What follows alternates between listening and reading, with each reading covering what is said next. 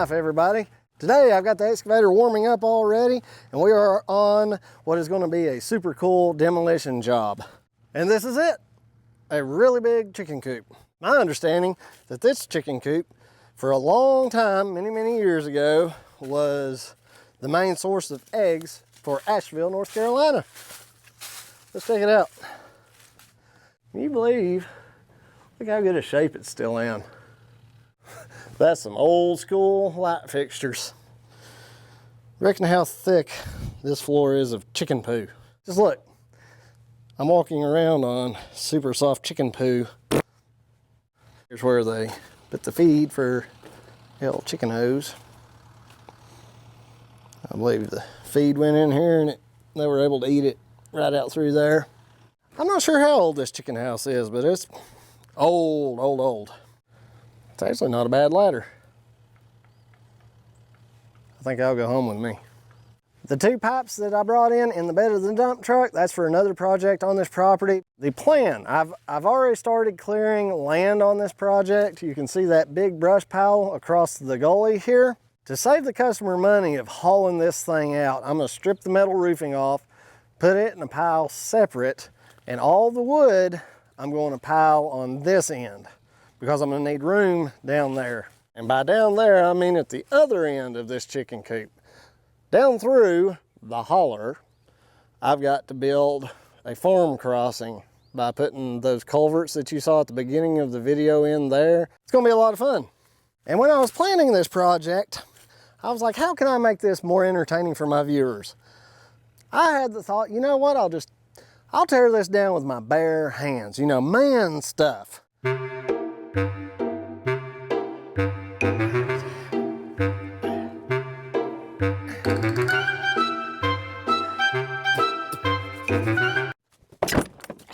That plan didn't work out. We're just gonna go the conventional method, excavator.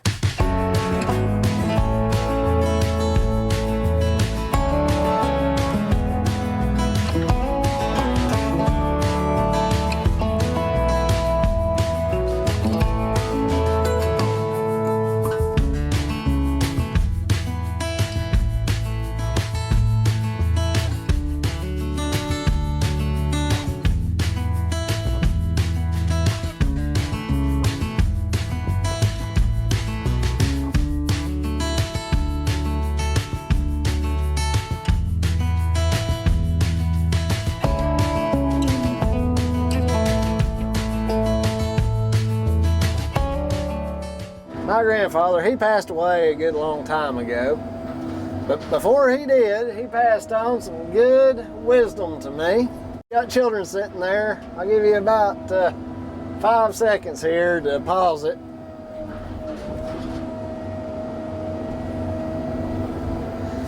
He asked me one time, he said, you know what that white stuff in chicken shit is? I said, what? He said, that's chicken shit too. You gotta be a real redneck to appreciate that one. That's all I've got to say about that.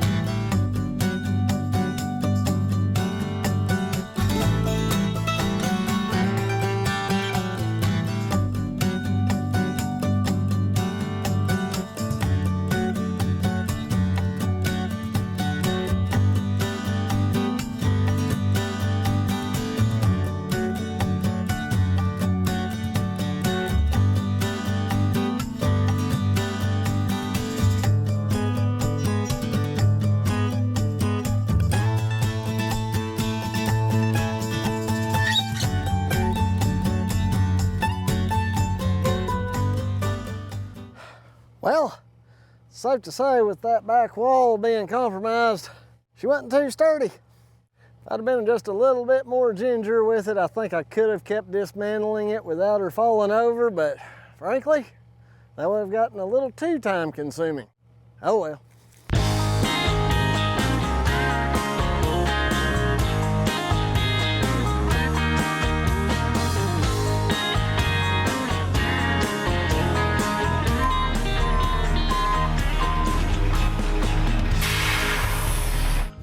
And we are back for day number 2 of this project. I brought the Big Mac with me. I've got 2 goals for day number 2 here, and that is to finish demolishing and separating what's left of the chicken house. The reason I brought the Big Mac down is to load up all the metal, haul it to the scrap yard. Once we get all the metal hauled out, we'll be able to haul in the skid steer with grapple to move the wood across the creek. We'll dig a burn pit and have us a big bonfire. May even roast some marshmallows. Who knows?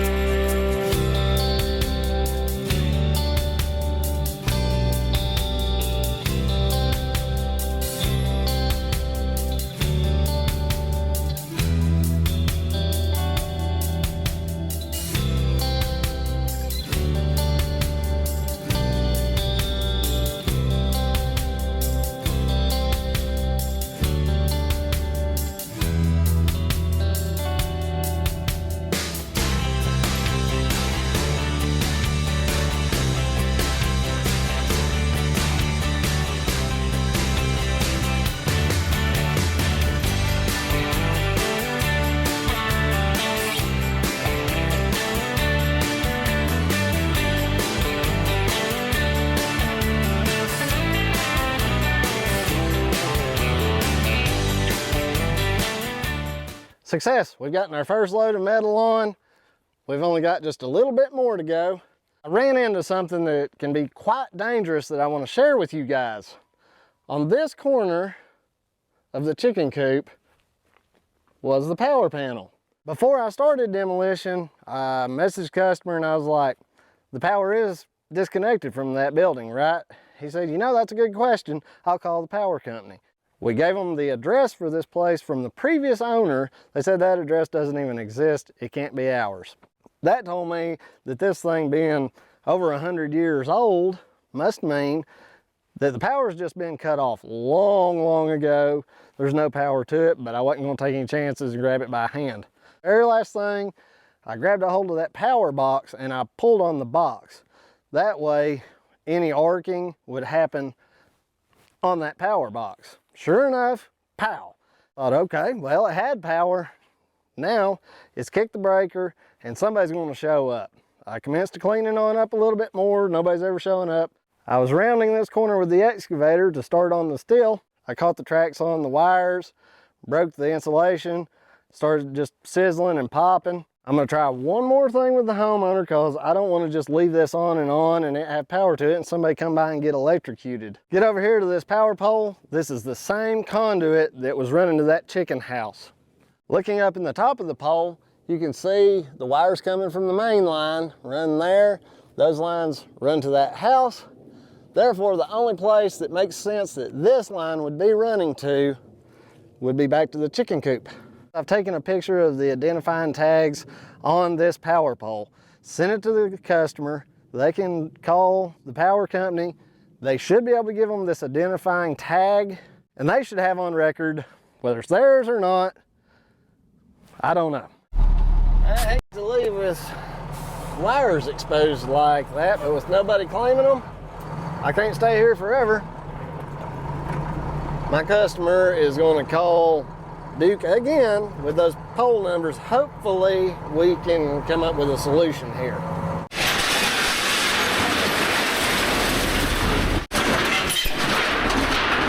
I just got back from hauling that first load of metal, crossed paths with the power company guy. He confirmed that it is their service and their power. He just unhooked it from the pole. Line is dead. We're good to proceed. I brought in the skid steer with its grapple. That's going to really help speed things up over here. For today, what I would like to accomplish, clean all this up, move the chicken poop, give myself room to work. Customer's property line, that little shed right there is actually sitting on it. I've got to clear all of this out And I'm gonna clear all the trees down through the gully to that big tree straight over there. We're gonna start here and we're gonna cut a straight ramp down toward that creek bottom, and we're gonna install those two 24-inch culvert pipes. And there's something inside of one of them. Huh, I did not expect that. I don't know what it is. As long as it ain't breathing or can eat me, it'll be all right. This is the last scoop of chicken poo-poo, at least from that area that I cleaned off enough to where I could get it cleaned up. I'm just gonna push block, dirt, and everything down for now.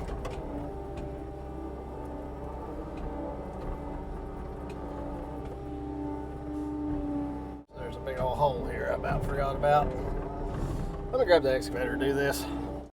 This is good because I can pick out any scraps and stuff as I go. Make things a lot better. The other good thing is it doesn't matter if I get dirt mixed in with this block, since I'm going to use it for fill material. And also it doesn't matter if I bust the block up or not.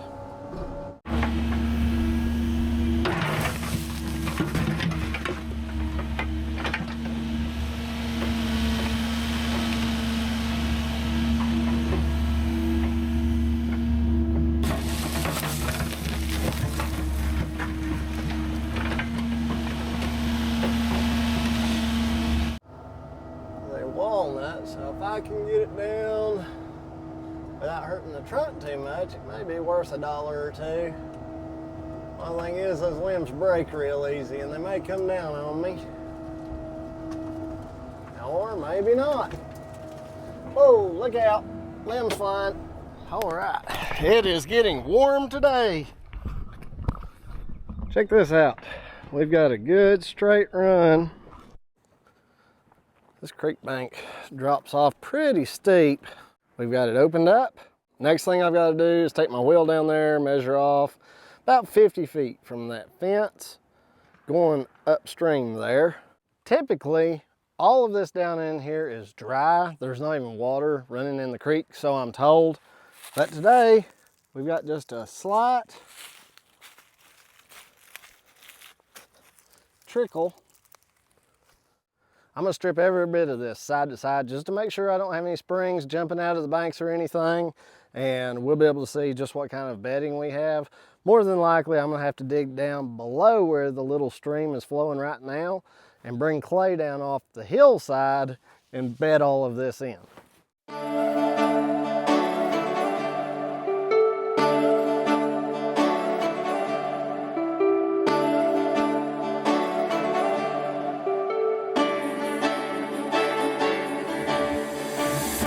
I got this first part cleared off really good. This part's gonna have to wait. What I'm gonna do is collect all of this junk and mess, and when I cut the trench, I'm gonna throw it uphill here and dam this up.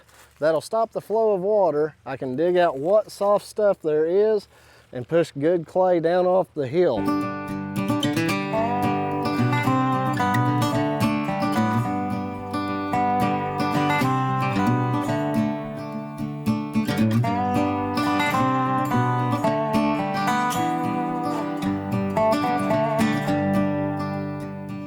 What you see me doing here is I'm probing to see how deep that mud goes, and it actually is a little deeper than I expected.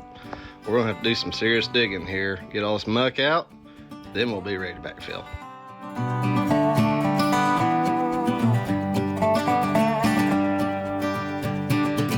We've got a pretty deep trench from where I had to pull all that muck out and throw over there. I think I want to go ahead and bring the concrete down, put it down here, mash it in. It's really important that I bring enough clay down to completely cover that block to where none of it can poke through and bust my pipes. That water's not that deep. It's right up to my blocks. I do not like covering trash up. Oh boy. I don't like wet feet either.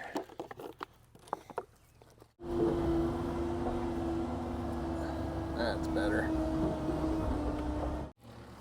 I definitely got the old muck boots on today. Filling's gonna get a little damp. Boy, that's hard dirt, that's a good thing. I'm not gonna just try to push the whole stream at one time. I'm gonna bridge this out and work my way down through there. See that dirt rolling out? See it? And it's gonna force that water out. What I don't want to happen is water to get trapped. That's kind of a no-no. Oh yeah, that's good clay. That's gonna be really good for this. Come on. Push, baby, push. Oh man, that's good clay. Uh-oh, see how it's starting to close up right there? We want to go ahead and push this water out.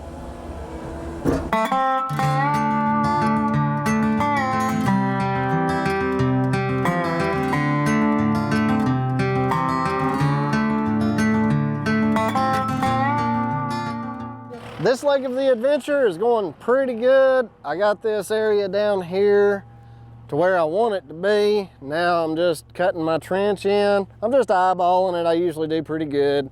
According to the machine, I'm on about a 4-degree slope downhill this way.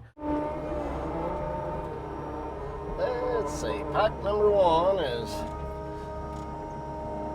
turn the right way. It's nice when that works out, isn't it?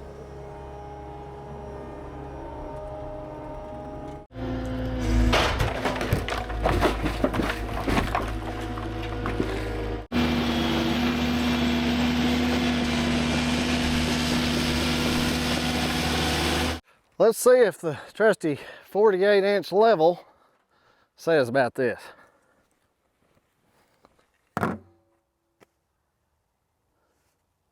Half a bubble. I'm happy with that. Look at this. This is real flimsy, super flimsy. And this flare is actually made to accommodate that down there. But what can happen if you've got a low spot under your pipe and you cover that thing, it will push up on this and it'll mush it, and it makes it terrible to get another pipe to fit in. I'll just dig almost like I'm going to do an anti-seep collar to where that doesn't touch the ground, but just a little bit, maybe the width of that 3-foot bucket. Just going to make a mark here. I'm going to move my pipe down and out of the way.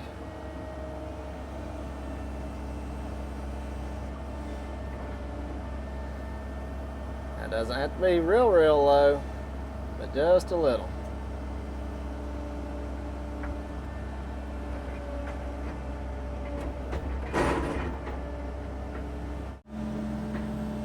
Right about there. Check her twice. Good. I'll just rake the dirt like this. And I try not to move my pipe much, but by doing this, you can see that dirt rolling up under the pipe. Really, I got a little too close right there, is why the pipe was budging. So you can do that.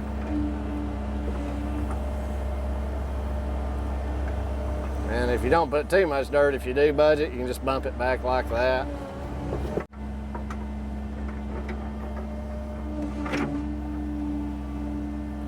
Now let's get us a scoop of this good stuff here.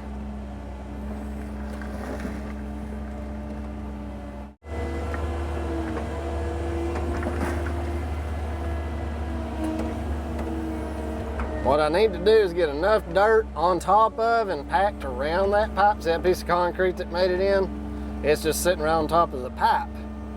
You can't leave that there, because when you go to compact everything, it'll puncture the pipe is what it'll do. That's why I'm having to be careful to watch for concrete. If I see a piece, I have to remove it.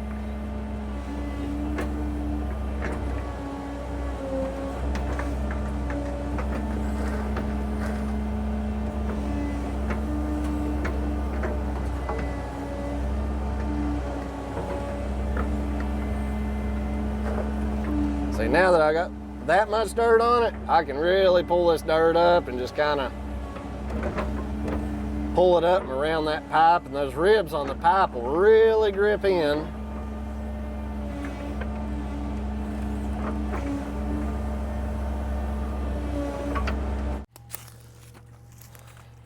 pretty good at eyeballing this stuff, but let's see where the next pipe will come to here.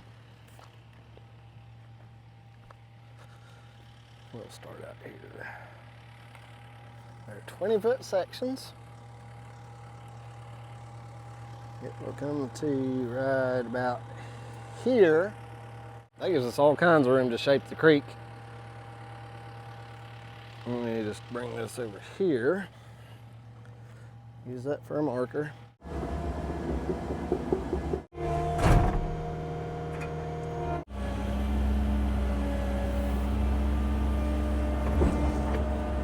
Now we'll get this next pipe laid in.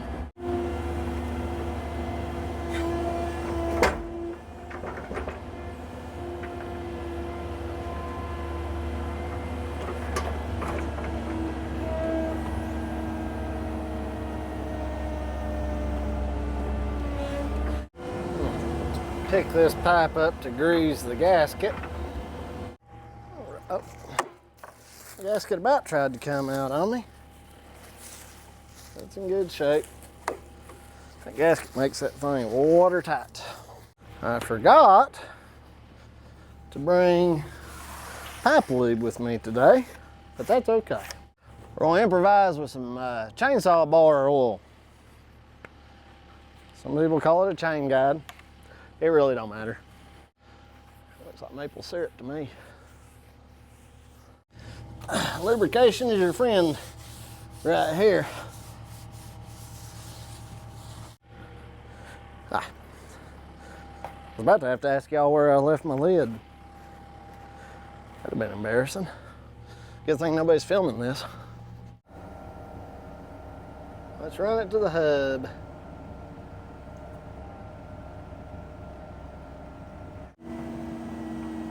There he goes. See where we're at on grade. As long as that bubble is close to the same as it was down there, that's close enough for me. That means that we're level through the whole thing. Once we get water running through it, as long as the width of the string is about the same all the way down, that too is a good indicator that you're pretty well level.